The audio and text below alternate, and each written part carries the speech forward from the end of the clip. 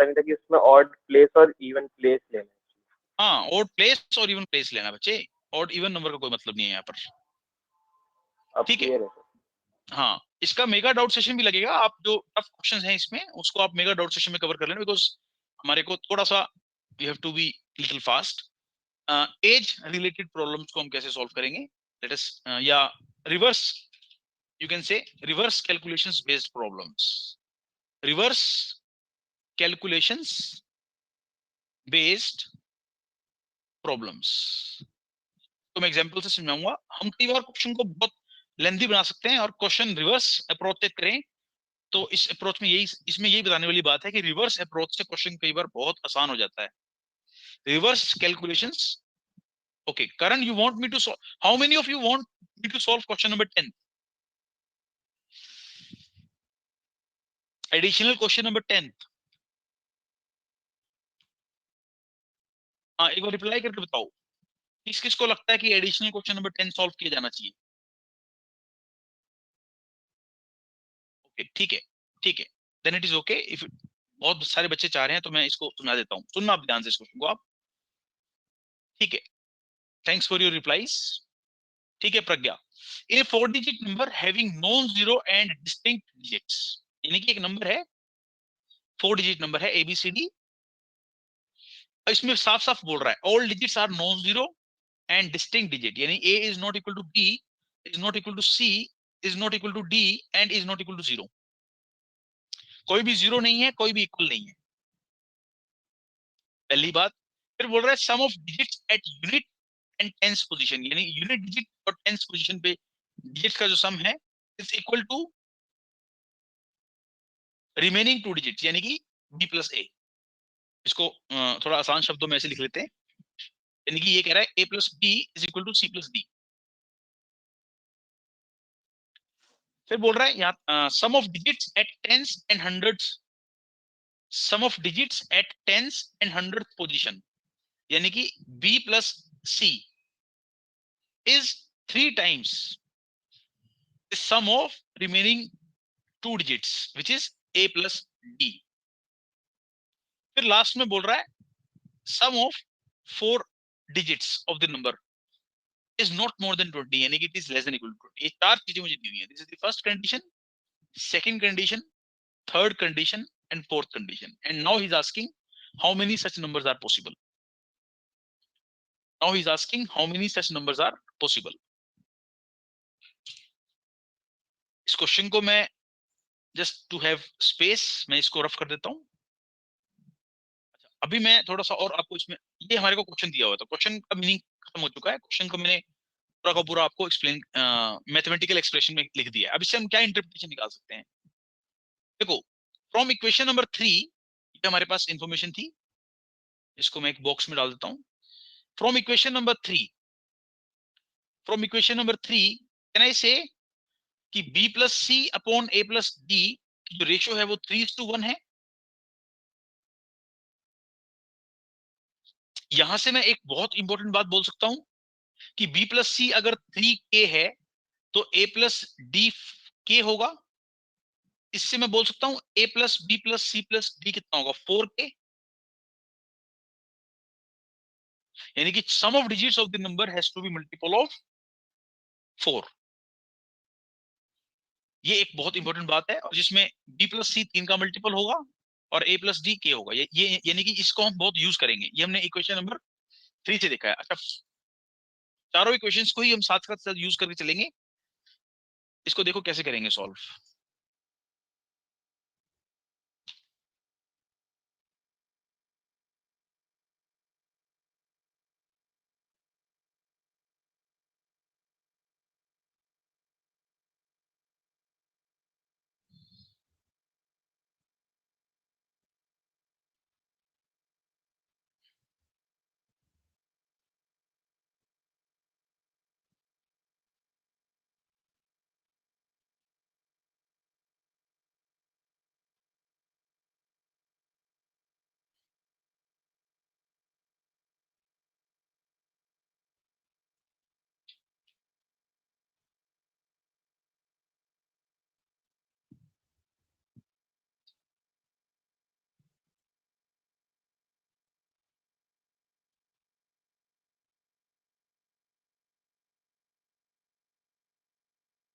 ठीक है, हाँ एक मिनट बना देते हैं साथ, we should not have any confusion later on.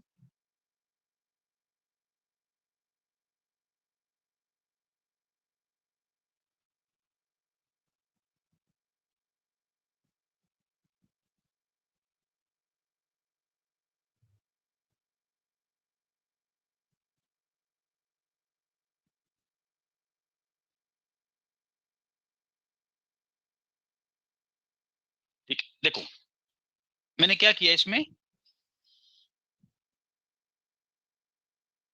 इसको मान लेते हैं ए, इसको मान लेते हैं बी, इसको मान लेते हैं सी, इसको डी, और ये है sum of digits A plus B plus C plus D, या इसको हम एस से रिप्रेजेंट कर लेते हैं सम ऑफ द डिजिट्स। अब देखो सम ऑफ द डिजिट्स 4 का मल्टीपल है, तो इट कैन बी इधर 4, इट कैन बी इधर 8, इट कैन बी इधर 12, मैं गैप में लिख रहा हूं किसी कारण से, इट कैन बी इधर 16 और इट कैन बी इधर 20, बिकॉज 20 से कम होगा ना वैल्यू, 20 से ज्यादा नहीं हो सकता सम of digits.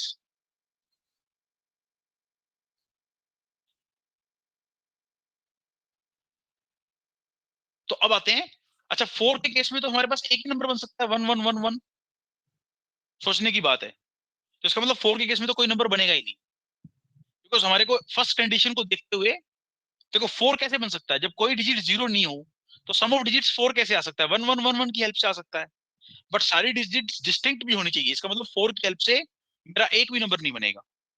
Is it clear everyone? Sum of digits 4 की हेल्प से I will not be able to form any number. अब मैं 8 से स्टार्ट करता हूं, सम ऑफ डिजिट्स मेरा 8 है, अब मान लो ये नंबर 8 है, सम ऑफ डिजिट्स 8 है, तो मुझे बताओ बी प्लस सी कितना होगा इस केस में, मैं लिख देता हूँ साइड में भले ही। अगर सम ऑफ डिजिट्स 8 है तो इससे मुझे क्या पता लगता है, सम ऑफ डिजिट्स 8 है तो बी प्लस सी कितना होगा, 6 होगा, और ए प्लस बी कितना होगा, 2 होगा। इस कॉन्सेप्ट से ध्यान से देखो इसको, अगर सम ऑफ डिजिट 6 है 8 है, तो B plus C would be 6 and A plus B would be 10, तो ए को मिनिमम तो मिनिमम 1 से स्टार्ट कर सकते हैं। If A is 1 then D has to be 1, again this combination is not possible, but we can even start with 2 also. 8 के case में हम 2 से भी तो स्टार्ट कर सकते हैं, ये 2 है तो फिर ये 0 आएगा, again this is not possible, यानी कि 8 से भी एक भी नंबर नहीं बनेगा, क्योंकि 0 is also not the possible combination, यानी कि 4 और 8 से मेरा एक भी नंबर नहीं बनेगा। इसलिए इस चीज को ये जस्ट समझाने के लिए मैंने लिखा था, 4 और 8 से मेरा एक भी नंबर नहीं बनेगा, इसलिए मैं इस चीज को रफ कर देता हूं, so that I have enough space to write now. इसका मतलब हम स्टार्ट करते हैं 12 से, 4 से कोई नंबर नहीं बना, 8 से कोई नंबर नहीं बना। अच्छा 12 के केस में अब मुझे बताइए आप, 12 के केस में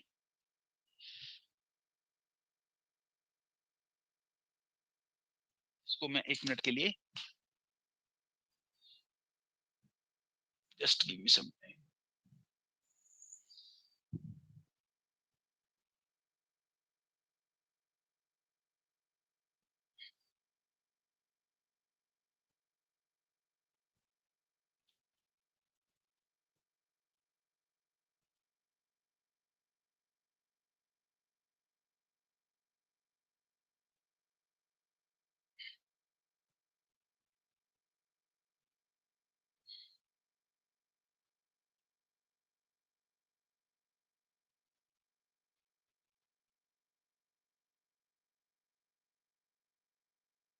हम्म,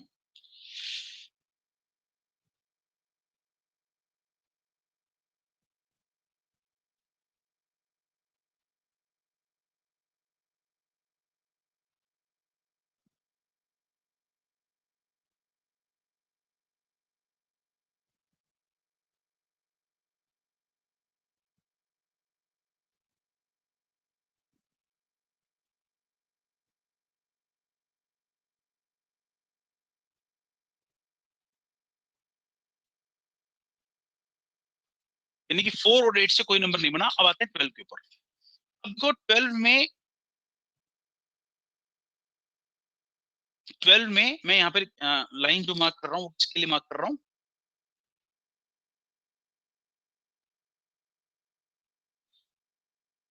ये बस अब हमारा काम बहुत आसान हो गया, अंडरस्टैंडिंग पॉइंट ऑफ व्यू से काफी आसान हो जाएगा। No sum of digits can be 12, it can't be 4, it can't be 8। So अगर ये 12 है बच्चे तो मुझे बताओ, इससे हम b plus C is equal to 3k के हिसाब से b प्लस सी कितना आएगा आपके पास, यहाँ पर 8 आएगा। अगर 3/4, 3 इंटू 3 अदर 9 आएगा। और यहाँ पर a प्लस डी कितना आएगा, 3 आएगा। इसका मतलब मैं a को 1 से स्टार्ट करता हूँ, मैंने a को 1 से स्टार्ट किया, if a is 1 d has to be 2 because a plus d 2 है, 3 है। अच्छा अगर मैं इसको अब x मान लेता हूँ, मेरी बात को ध्यान से सुनना, if this is x then this has to be 9 minus x because इनका सम कितना है, इनका सम कितना है, 9 बनना चाहिए। अब एक बात और दी हुई है हमारे को, इक्वेशन नंबर 2, इक्वेशन नंबर 2 मतलब a प्लस बी वही है जो c प्लस डी है। इसका मतलब इस केस के लिए मैं यहाँ लिख देता हूँ, बाकी आपको फिर फटाफट से समझ में आएगा। 1 plus X is equal to 9 minus X plus 2। तो यहाँ से 2x कितना आएगा, 10। तो यहाँ से x कितना आ जाएगा, 5 आ जाएगा। ये मैंने कैसे यूज किया, इक्वेशन नंबर 2 को यूज किया है। तो यानी कि ये वैल्यू आ गई 5 और ये वैल्यू आ गई 4। चेक करते हैं अगर ये 2 हो तो क्या होगा। अगर ये 2 है तो दिस विल बी 1, 12 है, यहाँ पर सेम 9 है और ये 3 है। So if it is a is 2 then d has to be 1। so if it is x then this has to be again 9 minus x। so अब आप मैनुअली बताओ कि 2 plus x must be equal to 9 minus x plus 1। यानी इन दोनों का सम मैं लिख देता हूं, इन दोनों का सम वही आना चाहिए जो इन दोनों का सम है, a plus b is equal to c plus d। तो 2 plus x और 9 minus x plus 1 बराबर हो, इसका मतलब क्या है, 2 plus x is equal to 9 minus x मतलब x is equal to 4। so if it is 4 then this becomes 5। अब आप चेक कर सकते हैं, देखो 2 plus 4 is 6 and 5 plus 1 is also 6। यहाँ पर 1 plus 5 is 6 and 4 plus 2 is also 6। और तो कोई पॉसिबिलिटी नहीं है बिकॉज यहाँ 3 लेंगे तो 0 आ जाएगा। अब सम क्या हो सकता है, 16 हो सकता है। इफ सम इज 16 तो b प्लस सी कितना आएगा, 3k के हिसाब से। टोटल 4k 16 है तो 3k के हिसाब से ये 12 आएगा और ये कितना आएगा, 4 आएगा। 4 के लिए मैं यहाँ 1 से स्टार्ट कर सकता हूँ। If it is 1 it has to be 3 and if it is x it has to be 12 minus x। तो मुझे बताओ 1 प्लस एक्स और 15 माइनस एक्स बराबर हो, 1 प्लस एक्स इन दोनों का सम और इन दोनों का सम, 1 प्लस एक्स और 15 माइनस एक्स बराबर हो। इसका मतलब x कितना आ गया, यहाँ से 7 आ गया। If this is 7 this has to be 5 5। अब चेक भी कर सकते हैं, देखो 1 और 7 8 होता है और 5 और 3 भी कितना होता है, 8 होता है। 2 से स्टार्ट करते हैं। इफ दिस इज 2 2 के केस में नहीं स्टार्ट कर सकते बिकॉज यहाँ 2 होगा तो यहाँ भी 2 आ जाएगा। दो नंबर, दो डिजिट सेम नहीं हो सकती। 3 से स्टार्ट करते हैं, सेम केस 16 वाले केस को देख रहे हैं, ये 3 है तो ये 1 है, तो ये x है तो ये 12 माइनस एक्स आएगा। तो बताओ मेरे को 3 plus X must be equal to 13 minus X. So x कितना आ गया, 5 आ गया। अब चेक कर सकते हैं 3 plus 5 is 8 and 7 plus 1 is also 8।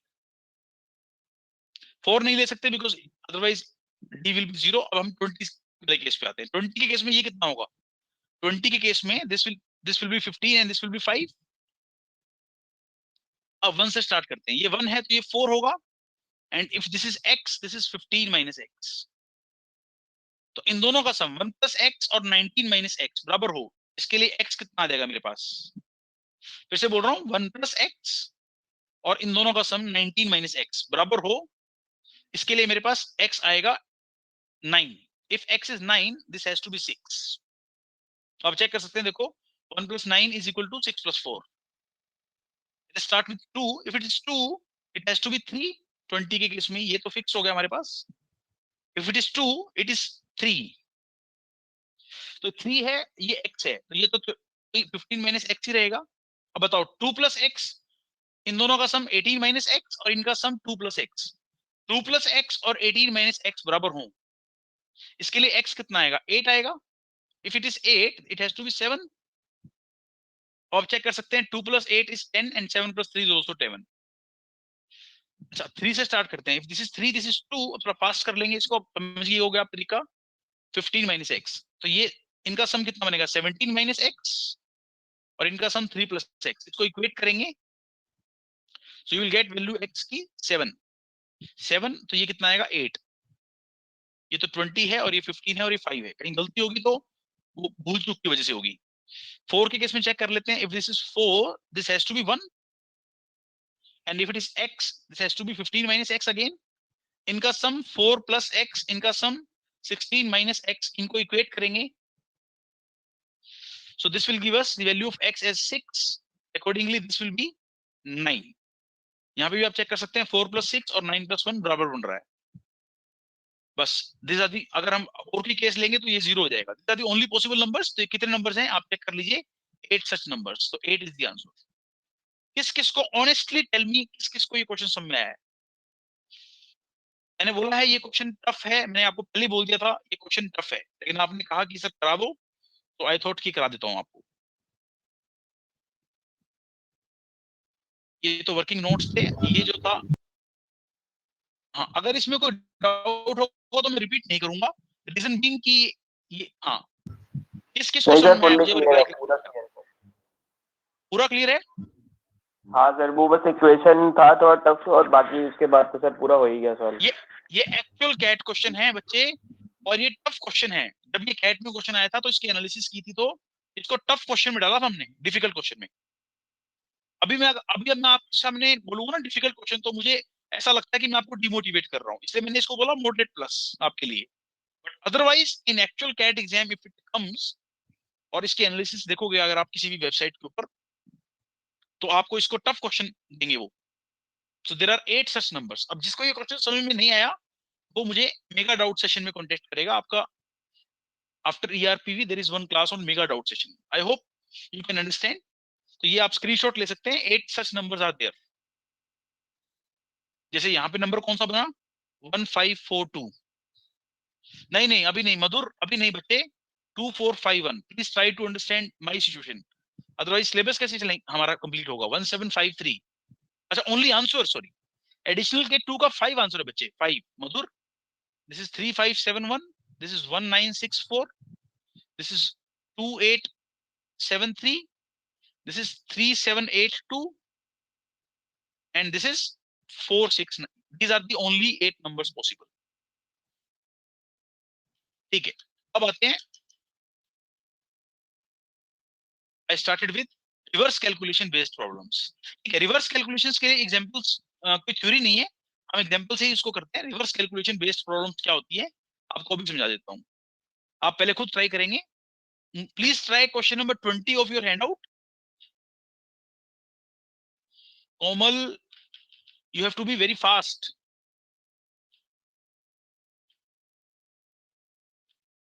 Komal please take the screenshot of the slide. Sir ये क्वेश्चन वैभव ने क्या पूछा है, ये क्वेश्चन MCQ की फॉर्म में कैसे आएगा, 8 such numbers will be an opinion option, क्यों नहीं हो सकता भाई Vaibhav, what is the problem? 8 numbers option नहीं हो सकता क्या? Only question not solution. Question आपके हैंडआउट में है बच्चे, क्वेश्चन तो मैंने डिलीट कर दिया है। Question number 10th of the handout, Komal you don't have the handout, additional question number 10, additional question number 10, handout का लिंक शेयर कर दो ना बच्चे आपस में, आप एक दूसरे की मदद क्यों नहीं कर रहे हो? ठीक है, रिवर्स कैलकुलेशन बेस्ड प्रॉब्लम्स में please solve additional question number 4th। एक बार मुझे आप बताइए additional question number 4th and question number 20 कैसे सॉल्व करेंगे, 20th question and additional question number 4th। these two questions are based on reverse calculations based approach। एक बार आप मुझे इनके आंसर्स बताइए, यहाँ m की मुझे एग्जैक्ट वैल्यू बताना कितनी आएगी। Please solve question number 20 and additional का 4th।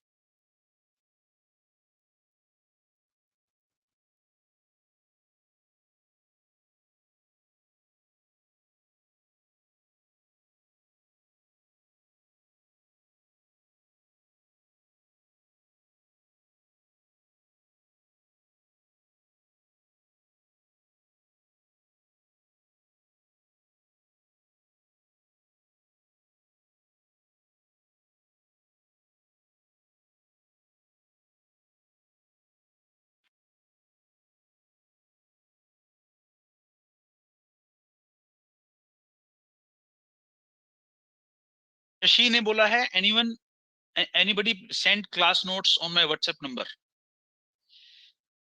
हाँ, इसने एवरीवन को सेंड किया है। जब भी ऐसा कोई आपने कमेंट पास करना हो तो सबको पास करो, otherwise only to me, only to organizers. Yes, this is the correct page. Shashi ने बोला है अगर किसी के पास क्लास नोट्स हैं तो सेंड कर दो उसको व्हाट्सएप नंबर पे। ठीक है। देखो रिवर्स कैलकुलेशन बताइए मुझे 20th का आंसर क्या होगा आपके हिसाब से? एक बार आंसर तो बताइए मेरे को आप, छोड़ दो रिवर्स कैलकुलेशन क्या होती है, आपके हिसाब से 20th क्वेश्चन का आंसर क्या होगा? It is 30 second question, 30 second का सवाल है ये। 20th क्वेश्चन का आंसर है m is equal to 18। Yes Madhur, you are right, perfect Madhu, the answer is option D, 18 is the correct answer. Yes, और एक बार मुझे एडिशनल का फोर्थ भी आप बता दो क्या आंसर आ रहा है आपका।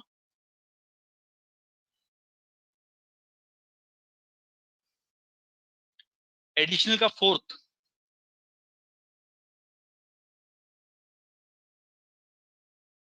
एक और है सच इसमें, हाँ रिवर्स कैलकुलेशन के ऊपर एक बहुत अच्छा क्वेश्चन और भी है, मुझे भी याद आया, I think so must be there in the end out.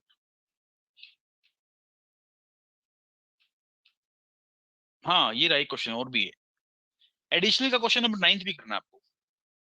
Okay, fourth and 9 additional. Fourth का कोई आंसर बता रहा था, किसी ने बताया फोर्थ का answer, additional question number 4?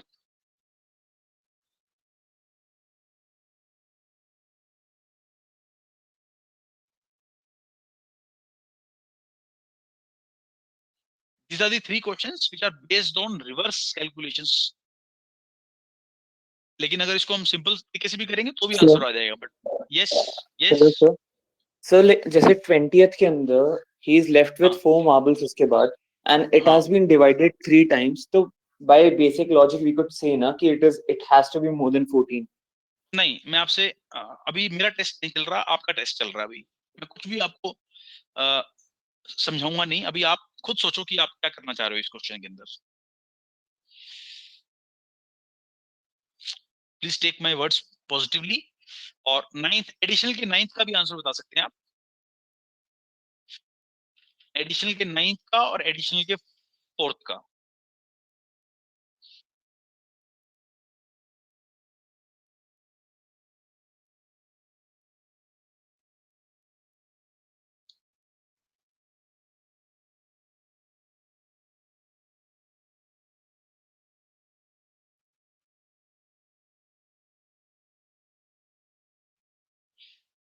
Okay, additional के 4th का आंसर मैं लिख देता हूं, एडिशनल के 4th का आंसर है 94।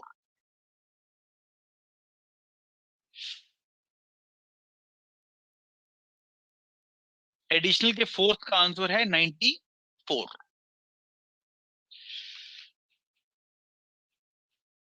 एंड एडिशनल के 9th का आंसर क्या है? I am doing little fast क्योंकि मैं चाहता हूं कि हम 105 105 रुपीज, 9th एडिशनल का आंसर है 105 rupees. okay, let us see how to deal with these questions। देखो मैं आपको क्वेश्चन नंबर 20th बताता हूं पहले कैसे करना है।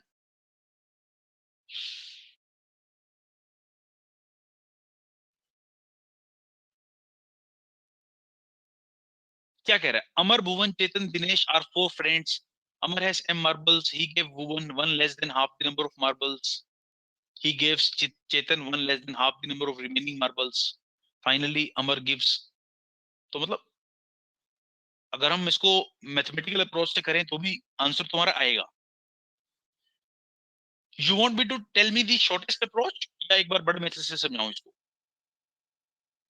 एक बार रिप्लाई करके बताइए आप मेरे को, आप मेरे को सिर्फ इसका बेस्ट मेथड बताना चाह रहा हूं मैं आपको, सुनना चाहोगे या बड़ा नहीं मेथड सर, चलेगा? दोनों करण मेथड सर। करण सेज, अच्छा दोनों दोनों, ठीक है।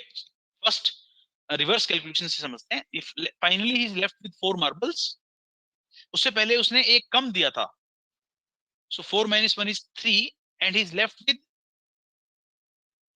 4 मार्बल्स ना। हाँ, और हाफ, देखो हाफ देने के बाद ही इज लेफ्ट विद हाफ, और हाफ का उल्टा कितना होता है? 2, तो ये आ गया 6। फिर इसने यहाँ 1 कम किया और इसने हाफ का हाफ देने के बाद ही is left with half, half का उल्टा is 2, reciprocal of half is 2. Then 9 एक कम, और फिर इसने हाफ दिया था तो हाफ का उल्टा हाफ, एंड हाफ देने के बाद ही is left with half and reciprocal of half is 2, so answer is 18. ये तो है इसका रिवर्स कैलकुलेशंस. एक बार हम तरीके से समझते हैं. देखो, initially he had m marbles. इसने भुवन को कितना मार्बल्स दिया?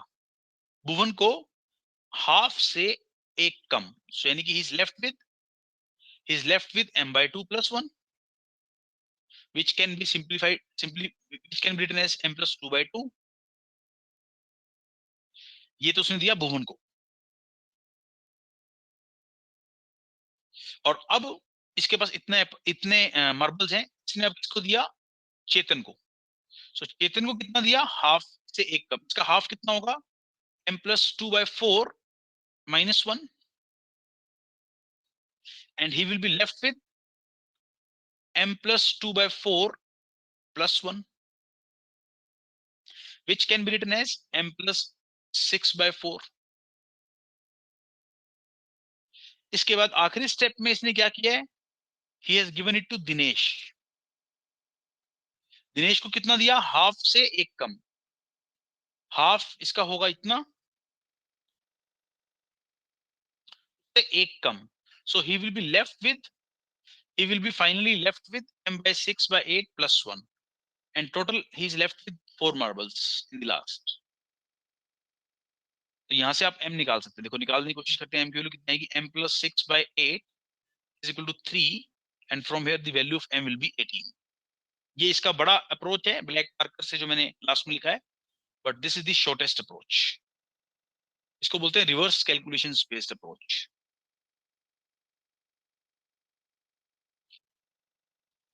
में किया क्या मैंने? देखो, 4 में से ही इज लेफ्ट विद 4 मार्बल्स ना. इसका मतलब उसने उसके बाद उसमें से एक कम कर दो तो 3 था उसके पास.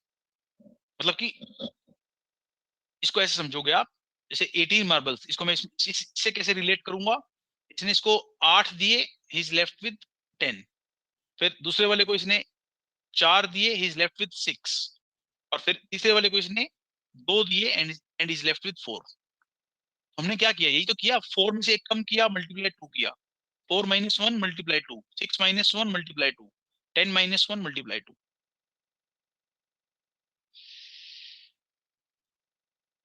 जिनको ये क्वेश्चन समझ में नहीं आया तो answer is option D. Exact value of m कितनी आ रही है? 18.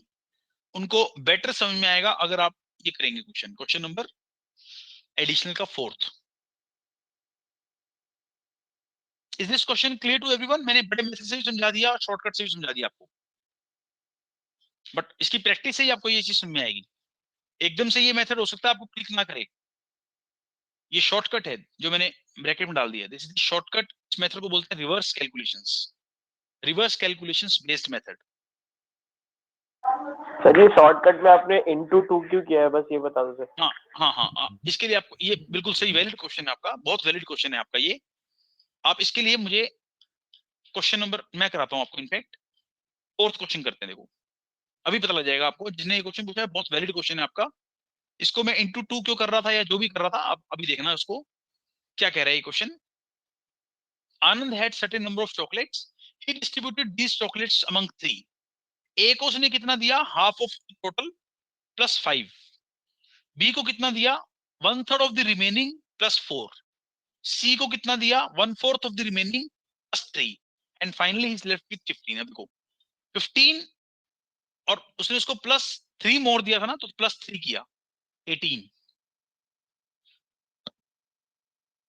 अब ये 1/4. देखो, 1/4 देने के बाद ही इज लेफ्ट विद 3/4. 1/4 देने के बाद ही इज लेफ्ट विद 3/4, और 3/4 का रेसिप्रोकल कितना होता है? 4/3. 3/4 का reciprocal is 4/3, which gives us 24 as the value. उसके बाद आते हैं प्रीवियस स्टेप पे. बी में उसने इसको 4 ज्यादा दिया है, 28, एंड ही गेव 1/3. 1/3 देने के बाद ही इज लेफ्ट विद 2/3. 1/3 देने के बाद ही इज लेफ्ट विद 2/3. 2/3 का रेसिप्रोकल कितना होता है? 3/2. This gives me value as 42। उसके बाद +5, तो ये 47 है, और इसने इसको हाफ दिया है। हाफ देने के बाद ही is left with half, and half का reciprocal is 2, so answer is 94। Initially he had 94 marbles या चॉकलेट। देखो अब समझो इसको, आप 94 थे, इसने हाफ से 5 ज्यादा दे दिया। हाफ कितना होगा? 47 + 5 52 दे दिया, तो ही इज लेफ्ट विथ 42। ये इसने आनंद को दे दिया, ए को दे दिया, ए को सॉरी, ये इसने ए को दिया, इज लेफ्ट विद दिस। अब इसने इसका 1/3, 1/3 ऑफ 42 इज 14 + 4 मोर, 14 + 4 इज 16। इसने किसको दिया? बी को, तो ही इज लेफ्ट विथ 24, रादर 42 - 16 कितना आएगा? 26 आएगा। और ठीक है, और उसके बाद he gave 1/4 रादर, अच्छा मुझे मिस्टेक हुई है क्या, एक मिनट, ये 16 कितना आ रहा है? 42 52 और 42 आ रहा था ना, ये 42 का इसने कितना दिया? बी को 1/3, 1/3 ऑफ 42 इज 14 एंड +5 +4, तो 14 + 4 इज 16, तो 42 - 16 वुड बी 20। सर 18, अच्छा सॉरी 14 + 4 18। हाँ, ये 18 आएगा, 14 + 4 इज 18, वेरी गुड। तो ये कितना आएगा मेरे पास? This I am left with 24। So अब इसने इसको दिया 1/4, 24 का 1/4 इज 6, 6 से भी 3 ज्यादा, यानी कि 9, सो इज लेफ्ट विथ 15। अब देखो इसको रेसिप्रोकल, ये तो हमारा ठीक है, हमने वेरीफाई कर लिया हमारा आंसर, लेकिन इसको रिवर्स अप्रोच में मैंने कैसे किया वो समझा रहा हूं मैं आपको। आपने क्या किया? 15 + 5 दैट इज 18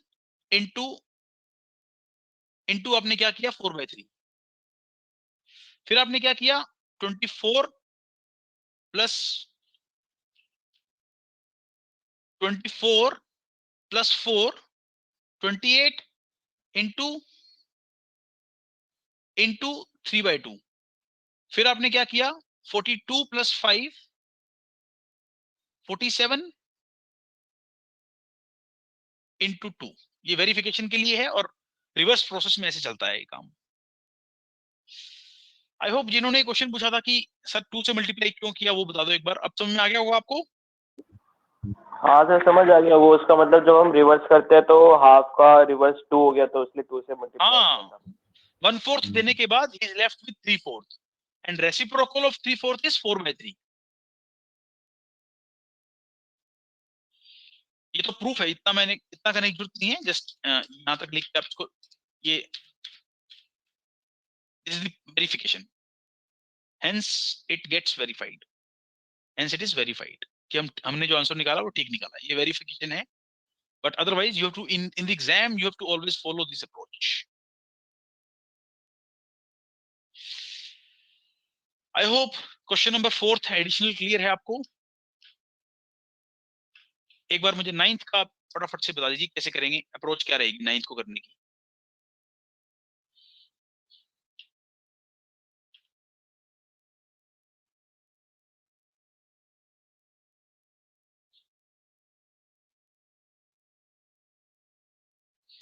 बताइए 9th को कैसे करेंगे।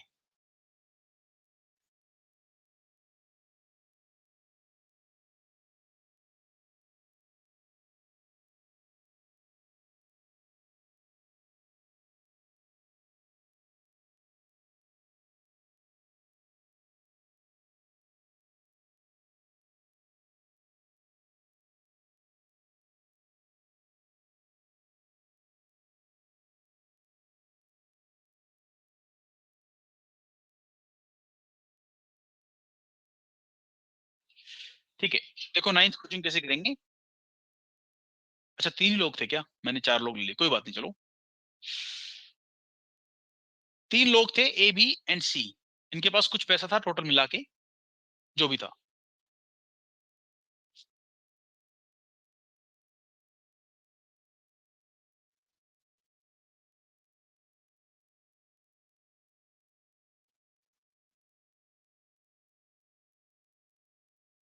ये लो, 3 लोग थे ABC। अच्छा, हम पहले A ने डबल किया सबका पैसा, फिर B ने डबल किया सबका पैसा, फिर C ने डबल किया सबका पैसा, और अब सबके पास 120 रुपया, 120 रुपया, 120, यानी कि लास्ट में एट द एंड सबके पास कितना पैसा है? 120 रुपया इसके पास है, 120 इसके पास है, 120 देखो इनके पास टोटल तो 360 रहेगा ना हमेशा। गुरान क्या पूछना चाह रहे हैं आप? 18 क्वेश्चन पूछना चाह रहे हैं आप?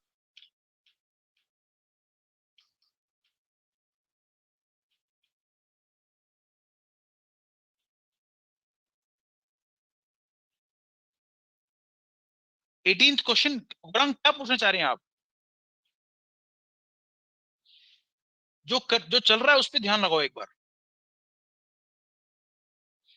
18 कैसे आया आंसर? ठीक है, देखो टोटल पैसा तो 360 रहेगा ना, तो 120 120 120 360 आया आपके पास, टोटल तो 360 रहेगा। अब देखो समझो इस बात को, उल्टा चलेंगे। लास्ट में किसने डबल किया पैसा? सी ने। अगर लास्ट में सी ने पैसा डबल किया है तो मुझे एक बात बताओ, C is the giver and rest are the takers. तो डबल करने पर इसका पैसा 120 हुआ है, तो इसका मतलब पहले कितना था इसके पास? 60। डबल करने पर इसका पैसा 120 हुआ है, तो पहले कितना था? 60। तो टोटल 360 है, तो दिस वैल्यू इज 240, क्योंकि 60 plus 60 plus 240 is nothing but 360। अच्छा, इससे पिछले स्टेप में, इसलिए पिछले स्टेप में किसने दिया है? गिवर कौन है यहाँ पर? ये गिवर था। अब गिवर कौन है? बी गिवर है। बी ने सबका पैसा डबल किया है, तो ए के पास कितना पैसा है? 60। तो डबल होने के बाद 60 आया है, तो डबल होने से पहले कितना था? 30। 30 को 2 से करेंगे तभी तो 60 आएगा।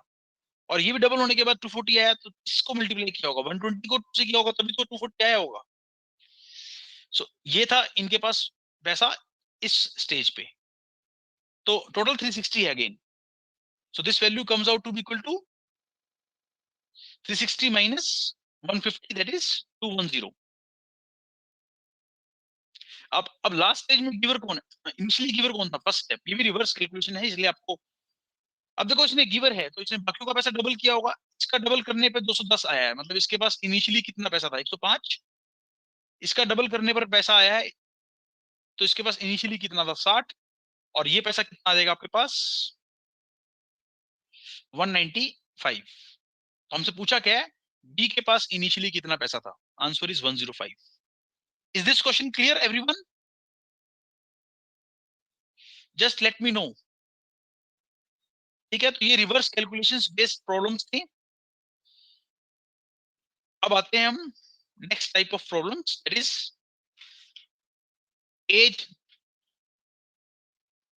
As related problems. Age related problems. Now how to solve age related problems? देखो ये इक्वेशंस के चैप्टर में क्यों डाली हुई सारी चीजें? क्योंकि आप चाहते तो इनको इक्वेशंस की हेल्प से भी सॉल्व कर सकते थे, लेकिन फिर टीचर का यूज क्या रहेगा? ठीक है ना, हम एज रिलेटेड प्रॉब्लम्स में टाइम स्केल मेथड यूज करते हैं। We always use time scale method. Now what do we mean by time scale method? मान लो 3 लोग हैं, ए, बी और सी। मान लो 3 लोग हैं, ए, बी और सी। टाइम स्केल मेथड में क्या कह रहा है ये?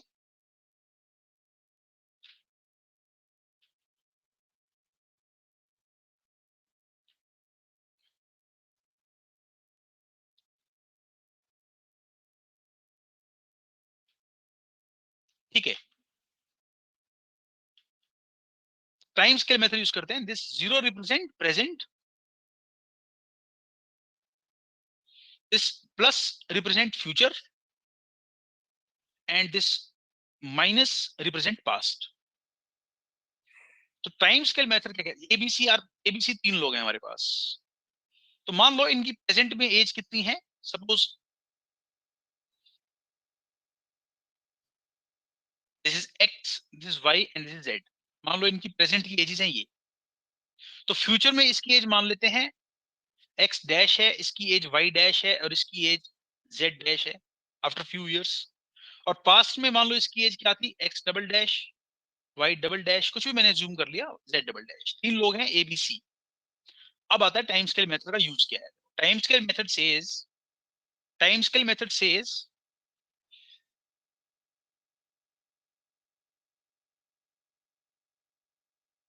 कि ये जो डिफरेंस है, green marker is equal, green markers की वैल्यू सेम है, तीनों ग्रीन मार्कर।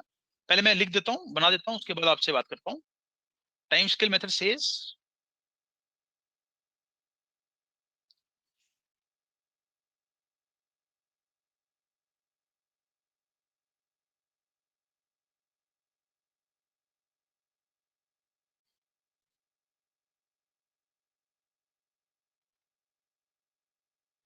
ये टाइम स्केल मेथड कि ब्लू वाली वैल्यू हर बार सेम रहेगी, मतलब जहां ब्लू ने मार्कर मार्क किया है, दोज वैल्यूज आर, ये क्या शो कर रहा है, difference of the ages. Difference of ages future में देखोगे, पास्ट में देखोगे, प्रेजेंट में देखोगे, बी और सी का सेम रहेगा, ए और बी का सेम रहेगा, ए और सी का सेम रहेगा। ये ग्रीन मार्कर भी डिफरेंस को सिग्निफाई कर रहा है। और किस किस के बीच का डिफरेंस है वो मैंने एरो से मार्क किया है। इस चीज को हम टाइम स्केल मेथड के नाम से जानते हैं।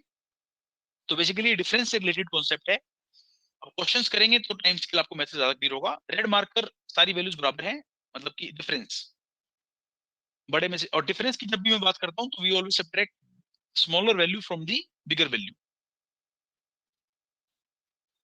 रेड मार्कर्स मतलब सारी वैल्यूज इक्वल हैं,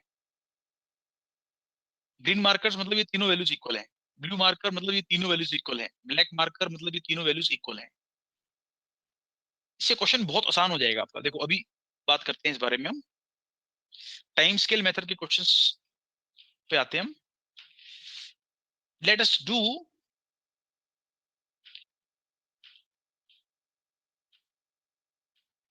question number 10th, question number 10th, question number 11th, question number 12th, 10th 11th 12th।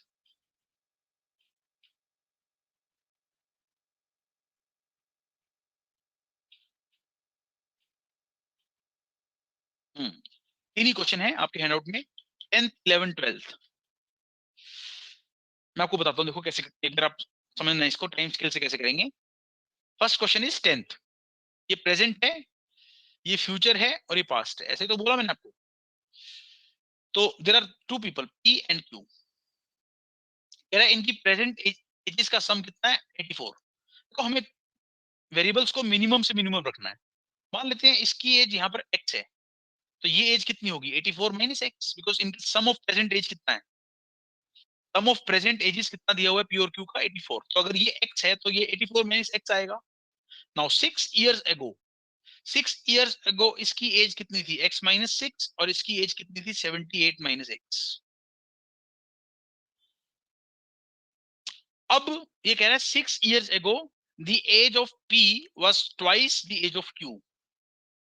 इसका मतलब आपको दे रखा है x minus 6 is twice 78 minus x, यानी कि x माइनस 6 P की एज 6 साल पहले Q की एज से डबल थी। तो ये कितना आएगा आपके पास 156 minus 2x। So this gives me 3x is equal to 162, which gives me the value of x as 54। तो वैल्यू ऑफ x अगर 54 आ गई तो ये वैल्यू कितनी आ गई मेरे पास 30 आ गई। So difference between the ages of P and Q पूछ रहा है, मुझसे पूछ कर रहा है प्रेजेंट एजेस में निकाल पाया हूं। तो डिफरेंस बिटवीन द एजेस कितना आएगा 54 minus 30, that is 24 is the correct answer. I hope question number 10th clear आपको, it was an easy question. Question number 10th is clear.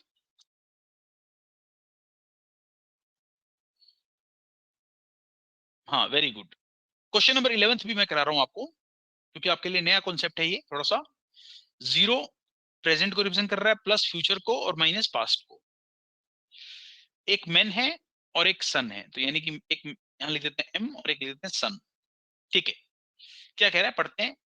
10 years ago a man's age was 35 years more than twice his son's age। मतलब कि मान लो 10 years ago 10 साल पहले man की as 35 years ज्यादा थी। मतलब कि यहां पर मान लो इसकी एज x थी, सन की एज को मैंने x मान लिया, तो यहां मेंस की एज कितनी थी 2x प्लस 35। ये कब की बात है? 10 साल पहले की। यानी कि आज की पोजीशन के हिसाब से इसकी एज कितनी होगी? 2x + 45, और इसकी एज कितनी होगी आज के हिसाब से? x + 10।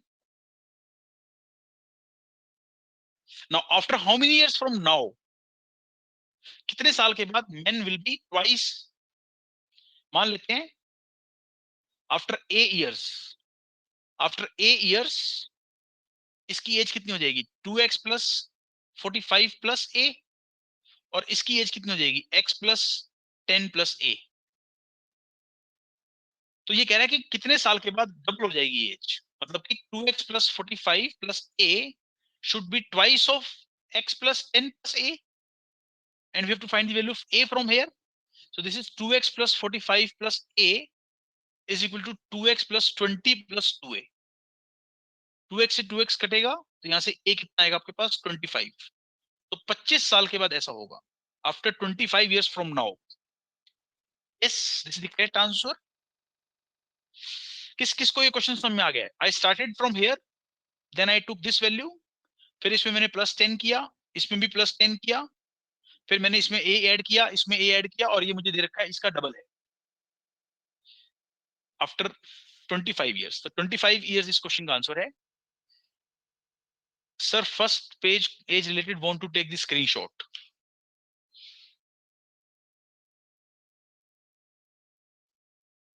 सलोनी यही बात कर रहे हैं आप? क्वेश्चन नंबर 10 की बात कर रहे हैं, थ्योरी की बात कर रहे हैं? Time scale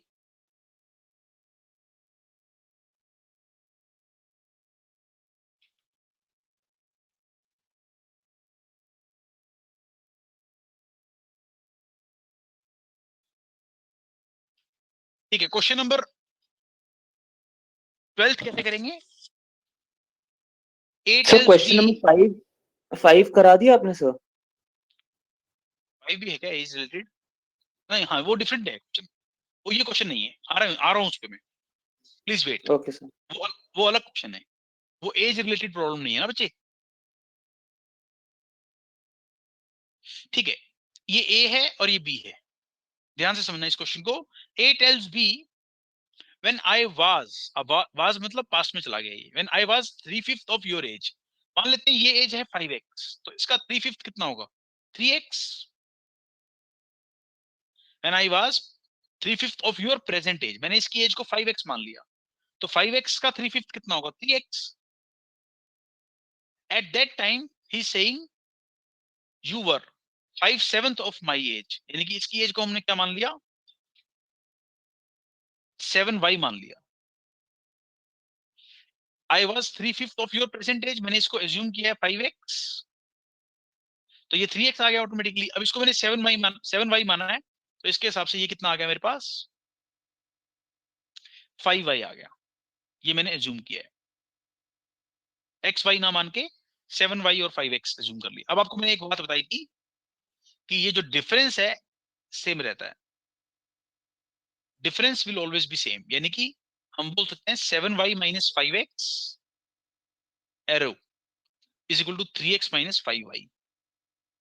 Difference has to be same. From here, can I say 12y is equal to 8x?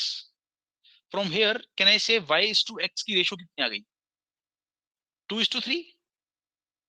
From here, y is to x की रेशो कितनी आ गई?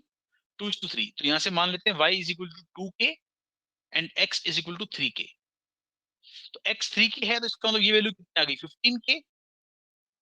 y 2k है तो कितना आ गया ये? 14k.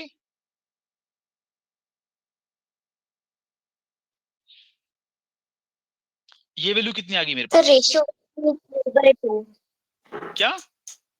Sir, ratio will be 3/2. No, sir, अच्छा, it's ऐसा है? right. Sorry, sorry, sorry. हाँ ठीक है, 10k और ये कितना आएगा? 3 into x is 9k. ठीक है, क्लियर? अब आपको क्या बोला हुआ है इसने? प्रेजेंट एज ऑफ a, यानी कि 14k आपको दे रखा है 28, तो k कितना आ गया यहां से? 2, और आपको निकालने को क्या बोला है? 15k, तो answer is going to be 30 years. Yes, 30 is the correct answer. 30 years is the correct answer. This was age related concept. Practice will make you perfect. इसमें तो कोई डाउट ही नहीं है। Next concept we are doing is देखो हमने कहां तक क्या क्या चीजें डिस्कस की है। हमने डिजिट बेस्ड प्रॉब्लम्स कर लिया, एज बेस्ड प्रॉब्लम्स कर लिया और रिवर्स कैलकुलेशंस। अब मैं आपको वर्ड रिलेटेड और फ्रैक्शन रिलेटेड प्रॉब्लम्स के बारे में इकट्ठा बताता हूं। और सिंपल इक्वेशंस तो कल हमने किया ही थी। हालांकि इनको भी हम सिंपल इक्वेशंस की हेल्प से सॉल्व कर सकते थे, लेकिन उससे ये क्वेश्चंस बहुत मुश्किल हो जाते, लेंथी हो जाते। Okay, now we will do ये क्वेश्चन तो आप कर लेंगे, इजी है। फर्स्ट क्वेश्चन, सेकंड में कराऊंगा आपको, सेकंड भी चलो एक बार आप मार्क करो जो क्वेश्चन अपने को करने हैं, लेकिन उसमें से इंपॉर्टेंट है सेकंड, फर्स्ट सेकंड, हाँ थर्ड ये छोड़ सकते हो, कोई खास नहीं है। Fifth is very good question, fifth is a very good question.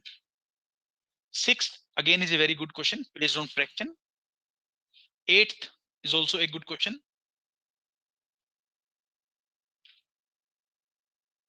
13th,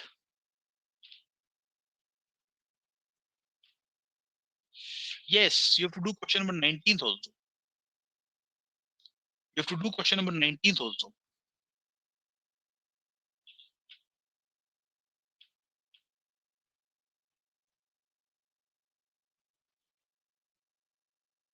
Yes, you have to do question number 3, addition का question number 3. मैं एक बार फिर से समराइज कर दूंगा कौन कौन से क्वेश्चन हमें करने हैं। ठीक है, आप अब मार्क कर लें, एडिशनल का 3,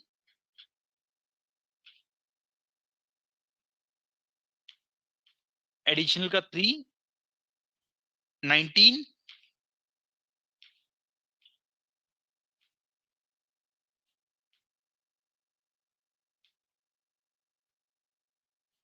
थर्टीन, 19, एडिशनल का 3,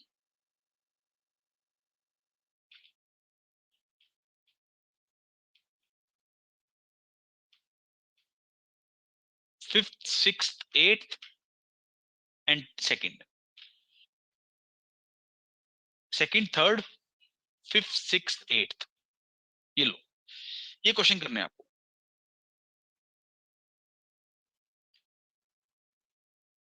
second, third, fifth, sixth, eighth, 13th and 19th and then question number 3 additional.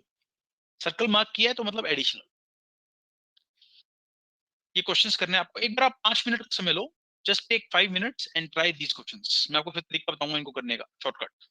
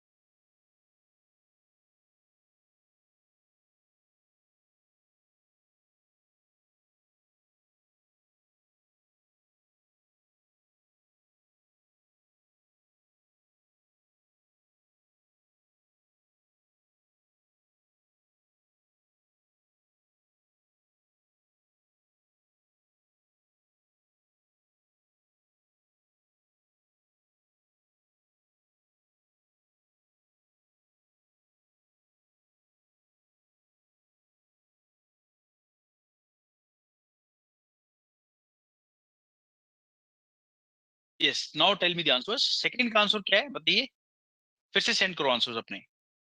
Second का आंसर क्या है आपका? Answer two yes 125 is the correct answer. Madhur, you are right, perfect. Third का answer कितना है?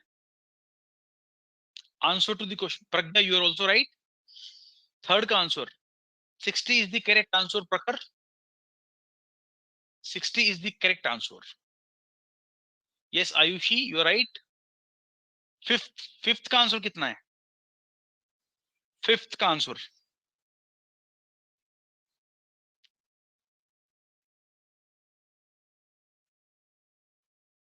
Fifth का answer is 21। ये question बहुत अच्छा है, मैं कराऊंगा आपको 21। हाँ, सिक्स्थ क्वेश्चन का आंसर बताइए आप। सिक्स्थ इजी इजी क्वेश्चन है, लेकिन इसको करने का बहुत शॉर्टकट अप्रोच बताऊंगा मैं आपको। सिक्स्थ क्वेश्चन का आंसर क्या होगा बताइए।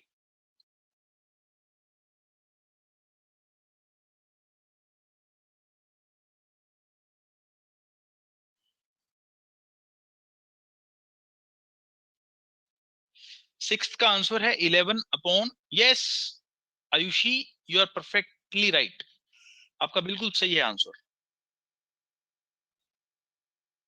एट्थ का आंसर बताइए, एट्थ का आंसर।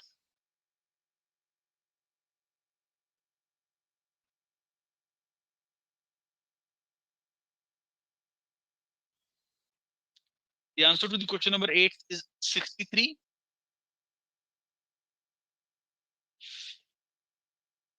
थर्टींथ का क्या आंसर है? 13 का आंसर है 8। Excellent, wonderful. 13 का आंसर है 8। Yes Karan, you are right.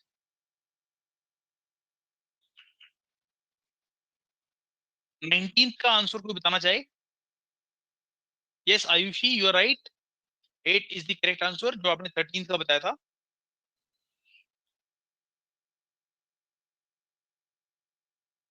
Nineteenth का आंसर 37 रुपीज एंड 14 पैसा। 37 रुपीज 14 पैसा।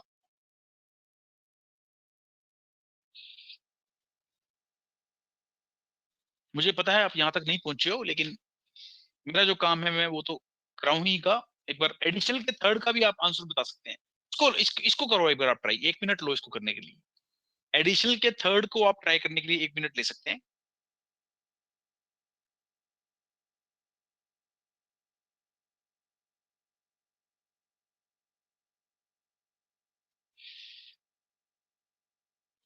और बचा हुआ तो काम आपका होम, आज मैं होमवर्क भी आपको काफी दूंगा।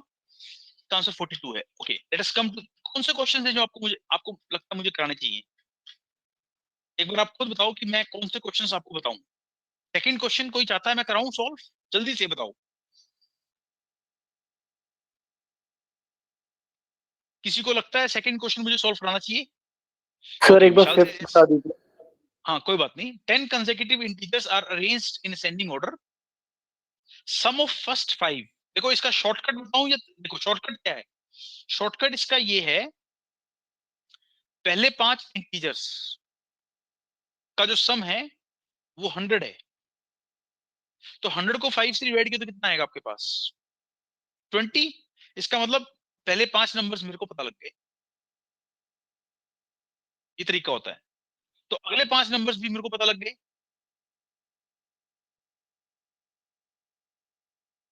तो दोबारा सुनो मैंने क्या किया। मैंने 100 को 5 से डिवाइड किया तो आया मेरा 20। 20 मतलब मिडिल नंबर। इन 5 नंबर्स का मिडिल नंबर क्या होगा? 20 होगा। तो उसके पहले 2 नंबर्स क्या होंगे? 18 19, और बाद के 2 नंबर्स क्या होंगे? 21 22। तो अगले 5 नंबर्स भी मुझे पता लग गए। अब इसका मिडिल नंबर मेरे को दे रखा है 25, पता लग गया 25। तो इन 5 नंबर्स का सम कितना आएगा? 125। खत्म।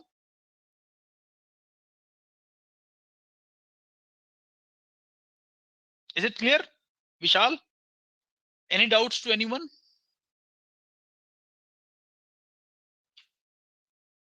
यस, थर्ड क्वेश्चन किसी को लगता है मुझे कराना चाहिए तो ठीक है। 2/5 ऑफ द क्लास, ऐसे समझ लेते हैं, मान लो क्लास में 5x बच्चा है, टोटल बच्चा मान लिया मैंने 5x। उसमें से 2/5 गर्ल्स है, मतलब 2x क्या है उसमें, गर्ल्स हैं, तो rest of the persons are students are boys. Physics exam was conducted, half of the boy passed, यानी बल्कि इसको आप 5x भी ना मान के, क्योंकि हाफ का भी जिक्र आ रहा है ना इसमें, तो आप 10x मान लिया मैंने, 10x बच्चे हैं क्लास में। अब बताओ, देखो गर्ल्स कितनी होंगी इसमें से, 2/5, 10x का 2/5 कितना होता है, 4x, तो बॉयज कितने होंगे, 6x। अब वो कह रहा है फिजिक्स एग्जाम लिया हाफ ऑफ द बॉयज, इसका हाफ कितना होगा, 3x, यानी ये पास हुए, तो इसका मतलब बाकी फेल हुए, 3x ही फेल हुए, एंड 13 गर्ल्स फेल्ड, तो पास कितनी हुई girls, 4x minus 12 girls fail, sorry, तो गर्ल्स कितनी पास हुई, इतनी पास हुई, तो 12 गर्ल्स जो है, क्योंकि हमारे को दे रखा है, फेल हुई हैं। Now it says total number of students who passed in the exam, passing वाले बच्चे कितने हैं, एक तो 4x माइनस 12 गर्ल्स हैं, और 3x क्या है, बॉयज हैं जो पास हुए हैं, ये आपको दे रखा है 30, तो यहां से आपके पास 7x कितना आ गया, 42x कितना आ गया, 6, तो क्लास के बच्चे कितने होंगे, 60 is the correct answer. Yes Vishal, इन दोनों का सम मेरे को दे रखा है, दिस वैल्यू सर क्लियर है sir. Plus this value, yes ठीक है, वेरी गुड। को फिफ्थ, हाँ ये तो मुझे लगता है कराना चाहिए मुझे question, ours is a big family, I have thrice as many brothers as sisters. I का जेंडर मुझे नहीं पता, आई का जेंडर मुझे नहीं पता, इट कैन बी मेल और फीमेल, ये बहुत इंपॉर्टेंट बात है, आपको याद रखनी है। I have thrice as many brothers as sisters, यानी इसके ब्रदर्स कितने हैं, तो मेल्स कितने हैं इसमें, 3x, मेल्स मतलब ब्रदर्स, और फीमेल्स कितने हैं, फीमेल्स x, क्योंकि थ्राइस है, brothers are thrice, and my sister, यानी कि भारती का जेंडर तो इसने बता ही दिया साफ साफ, भारती का जेंडर फीमेल है, भारती के हिसाब से वो बोल रहा है Bharti has 4 times as many brothers, Bharti के हिसाब से मेल्स कितने हैं, 4y, और भारती के सिस्टर्स कितने हैं, तो y। अब देखो वो बोल रहा है हाउ मेनी चिल्ड्रन, अब यहाँ पर ये आई का मतलब मेल भी हो सकता है, फीमेल भी हो सकता है, यानी कि यहां से मैं क्या बोल सकता हूँ, नंबर ऑफ मेल्स कितने होंगे, नंबर ऑफ मेल्स, अगर तो आई मेल है तो number of males would be 3x + 1, और आई अगर फीमेल है तो number of male would be 3x, और अगर मेल्स में इसको मैंने काउंट कर लिया है तो फीमेल्स वुड बी x, और यहाँ फीमेल्स वुड बी x + 1, यानी इन दोनों में से एक केस बनेगा, या तो ये केस बनेगा लेफ्ट साइड में जो लिखा है मैंने, या तो ये केस बनेगा या ये केस बनेगा, बट इस केस में मैं बिल्कुल श्योर हूं, यहाँ पर नंबर ऑफ मेल्स कितने हैं, 4y है, और नंबर ऑफ फीमेल्स कितने हैं यहाँ पर, y + 1 है, यहाँ मुझे कोई डाउट नहीं है 1% भी, आई एम 100% श्योर। लेकिन ऊपर या तो मेल्स 3x + 1 है और फीमेल्स x होंगे, और या फिर मेल्स 3, ऐसा क्वेश्चन कैट में आया हुआ है, और बहुत बच्चों ने इसमें गलती की थी, क्योंकि उन्होंने जेंडर अपनी तरफ से ज्यूम कर लिया था, दे assumed the gender from their own, ठीक है, ऐसा आपको नहीं करना है। उसमें तो बल्कि नाम था, Rahul has many sisters and brothers, तो उसने राहुल को आप मेल मान लिया, ऐसा भी नहीं मान सकते आप, राहुल से आप नाम से भी नहीं कोई आइडेंटिफिकेशन करना है आपने, एप्टीट्यूड टेस्ट में you don't have to think beyond the question, ठीक है, यानी कि इधर दिस इज द केस और दिस इज द केस। तो अगर मैं इसको मैं बोल देता हूं, चलो केस नंबर 1, केस 1 को देखूं ध्यान से तो कहीं ना कहीं कॉन्ट्रडिक्शन आ जाएगी, और इसको बोल देता हूं केस नंबर 2, किसी ना किसी एक केस में कॉन्ट्रडिक्शन। केस 1 को देखते हैं, केस 1 में मेल्स को मेल्स के इक्वल रख सकता हूं, और फीमेल्स को फीमेल्स के इक्वल रख सकता हूं, यहां से x की वैल्यू को इसमें पुट करेंगे, ये है मेल्स और ये है फीमेल्स, मतलब मेल्स को मेल्स के इक्वल इक्वेट कर दिया, नंबर ऑफ मेल्स, ठीक है, x की वैल्यू, यानी केस 1 में This was my first equation, and according to case 1, this is according to case 1 I am solving. Now put value of x in equation number 1. तो आपके पास क्या आएगा? 3 into y plus 1 is equal to 4y. From here you will get the value of y as 3 plus 1 4. You will get the value of y as 4, and accordingly x कितना आ जाएगा? 5. कोई contradiction तो आई नहीं. This is according to the case 1. I am solving according to the case 1, जब मैंने उसको mail माना है. तो इसके हिसाब से नंबर ऑफ चिल्ड्रन कितने आ जाएंगे फैमिली में, इस केस के हिसाब से. चाहे आप यहां से निकाल लो या यहां से निकाल लो. यहाँ लिख देता हूं मैं. नंबर ऑफ मेंबर्स कितने हैं? Number of members in the family, number of members are going to be 4y plus 1 y, यानी कि 5y plus 1. 5y plus 1 means 5 into 4 plus 1, that is 21 is the answer. इससे भी आप निकालोगे तो भी सेम आंसर आएगा. नंबर ऑफ मेंबर्स कितने आ रहे हैं यहाँ पर? Number of members in the family, this is 4x plus 1 which is 20 again. 4 into 5 plus 1, 21 rather. Answer same आएगा. अच्छा, अगर आप चाहें तो केस 2 को देख सकते हैं. कॉन्ट्राडिक्शन आ जाएगी केस 2 में. You can look at the case 2 also. Case 2 में number of males को number of males के इक्वल इक्वेट कर देते हैं, और females को males को males के इक्वल, और females को females के इक्वल. आगे ना कॉन्ट्राडिक्शन देखो, यहां से ये x is equal to y बोल रहा है, और यहां से बोल रहा है x is to y is 4:3. So it is a complete pure contradiction. Pure contradiction. This is not possible. X Y के इक्वल भी हो और एक्स और वाई की रेशियो 4:3 भी हो, ऐसा हो नहीं सकता. So case 2 is rejected case. So on the basis of case 1 there are 21 members in the family. ये क्वेश्चन किस को समझ में आया? Please let me know. Just एक बार कमेंट करके बताइए मेरे को.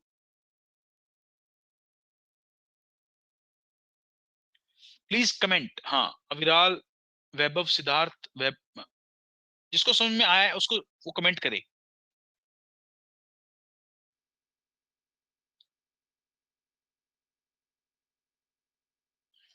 Very good.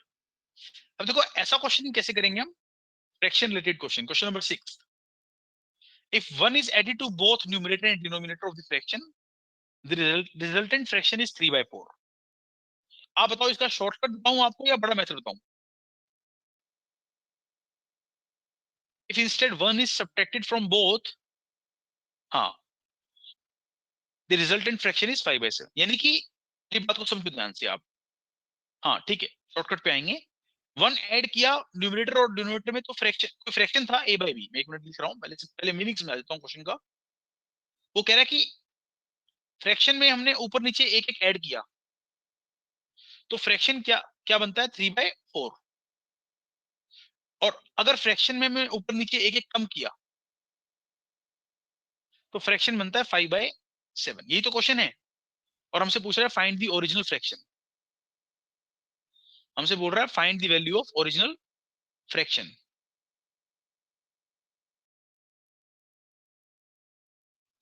अब देखो, यानी कि हमारे को a/b की वैल्यू फाइंड करनी है. This is the value we are suppose to find.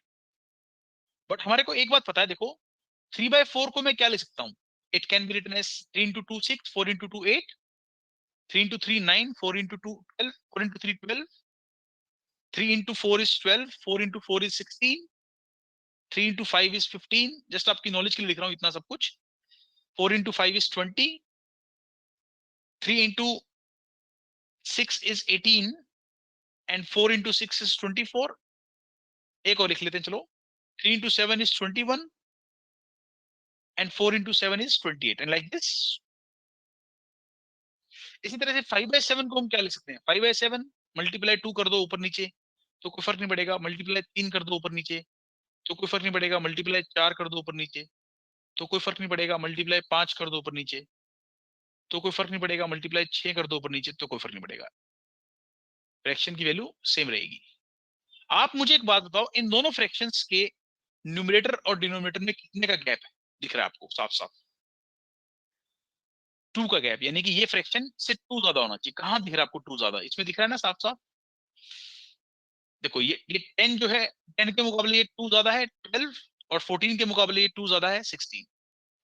14 + 2 = 16, 10 + 2 is, इसका मतलब मेरा ओरिजिनल यानी कि ये वैल्यू कितनी आ गई, एक्चुअली ये वैल्यू कितनी आ गई 12/16, और ये वैल्यू कितनी आ गई 10/14। सो ओरिजिनली मेरा फ्रैक्शन क्या रहा होगा 11/15। ये क्वेश्चन किस किस को समझ में आया, please just let me no, एक बार कमेंट सेक्शन में टाइप करके बताएं। करण सेज यस।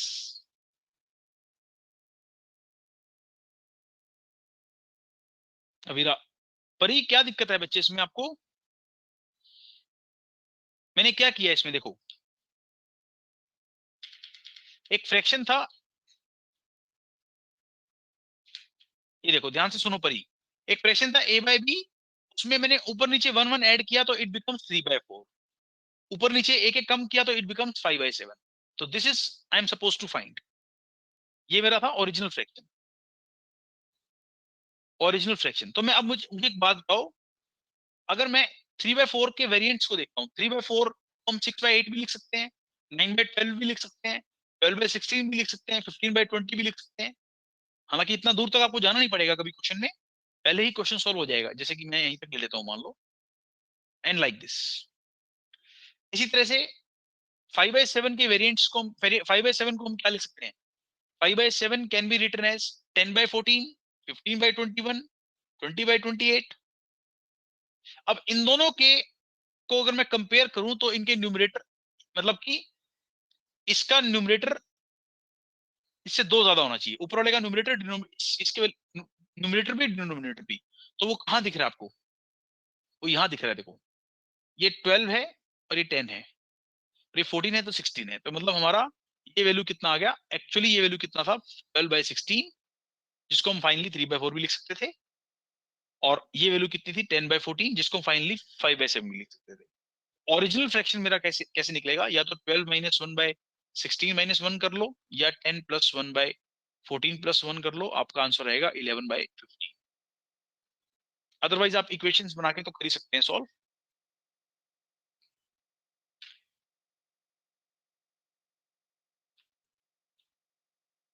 ये क्वेश्चन कैसे करेंगे, 13th क्वेश्चन बताइए कैसे करेंगे आप, बिना इक्वेशन बनाए, कुछ भी बिना करे। 13th क्वेश्चन बिना इक्वेशन बनाए, बिना कुछ भी करे हुए।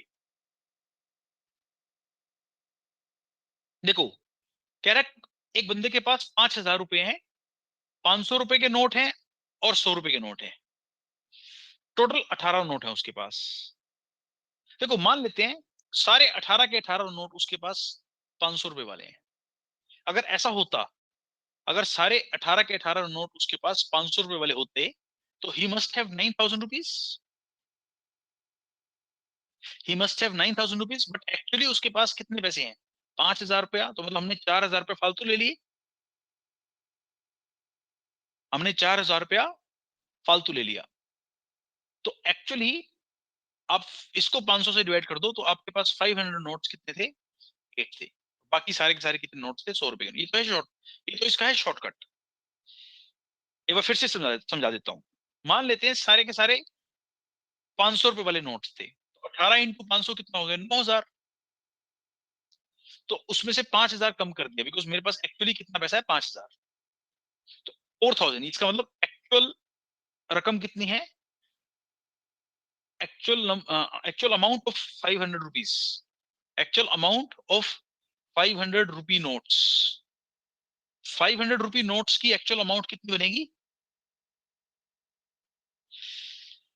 4,000। उसको 500 से डिवाइड करेंगे तो यू विल गेट 8 नोट्स। ये तो है शॉर्टकट इसका, अदरवाइज आप इक्वेशन तो बना ही सकते हैं। मान लो 5 रुपी नोट्स एक्स हैं और 100 रुपी नोट्स, 500 रुपी नोट्स एक्स हैं, वाई 100 रुपी नोट्स 18 है, तो ये एक इक्वेशन बनेगी। दूसरी 500x प्लस 100y, ये अमाउंट आ गया आपके पास 5,000। इन दो इक्वेशंस को सॉल्व करके you have to find the value of x। ये तो कर ही लेंगे आप, but this is the shortcut approach.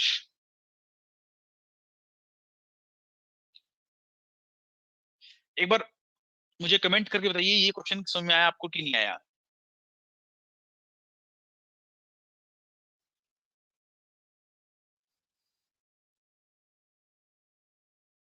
Very good, perfect, बहुत बढ़िया।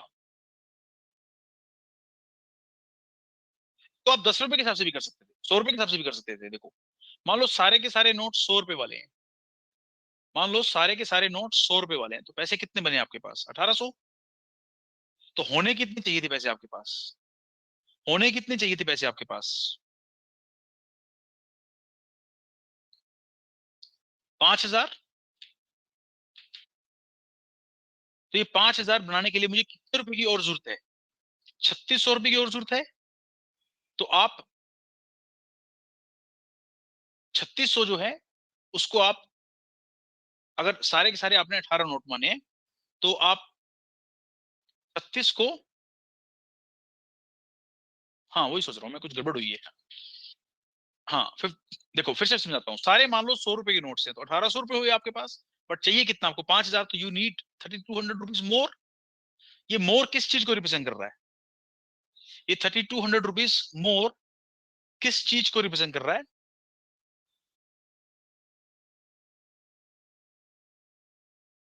कि हमने 3200 को 100 से डिवाइड करो, मतलब हमने हमने 100 के 32 नोट्स काउंट कर लिए, जबकि मतलब टोटल हमने 32 नोट काउंट कर लिए। ऐसे वैसे इस क्वेश्चन को हमेशा जनरली हम बड़े से स्टार्ट करते हैं, माइनस करके सॉल्व करने से ही हम क्वेश्चन को सॉल्व करते हैं। एक क्वेश्चन और मैं आपको इसके बेसिस पे करा देता हूँ। तो मान लो एक क्वेश्चन और है हमारे पास, इसी बेसिस पे क्वेश्चन है एक। ये क्वेश्चन कैसे करेंगे? अगर इसी स्टाइल से करना हो तो इस क्वेश्चन को, find the number of peacocks and rabbits. 14th का आंसर क्या होगा?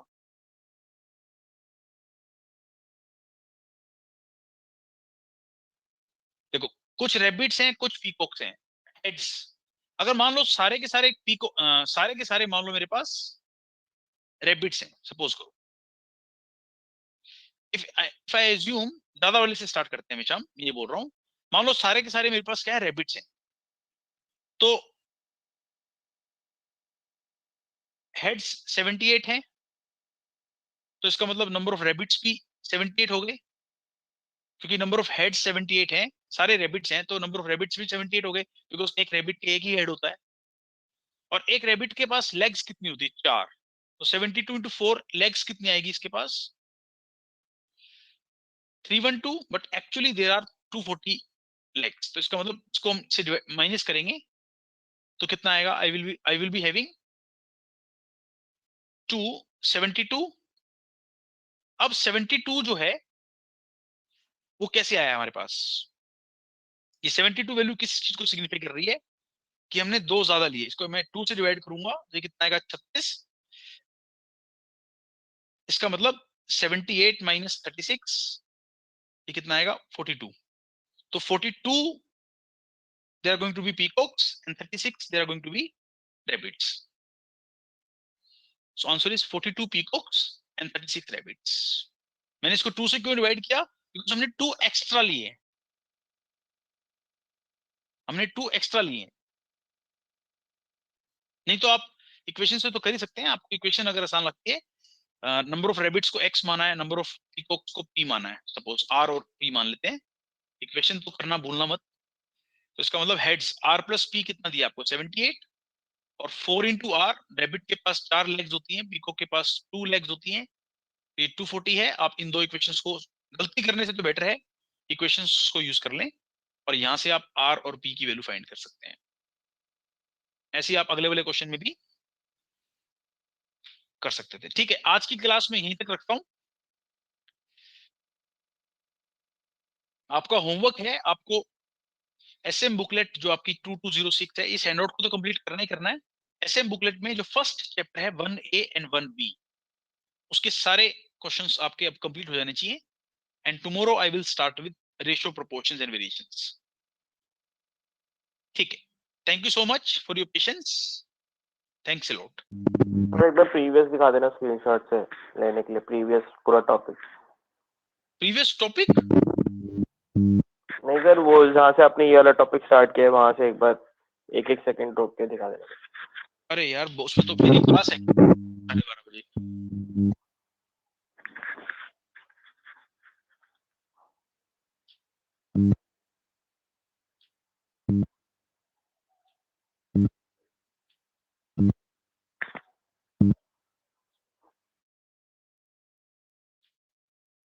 So tomorrow I will start with ratios. Till then आप 1A और 1B 2206 का सॉल्व कर लेना. Thank you so much.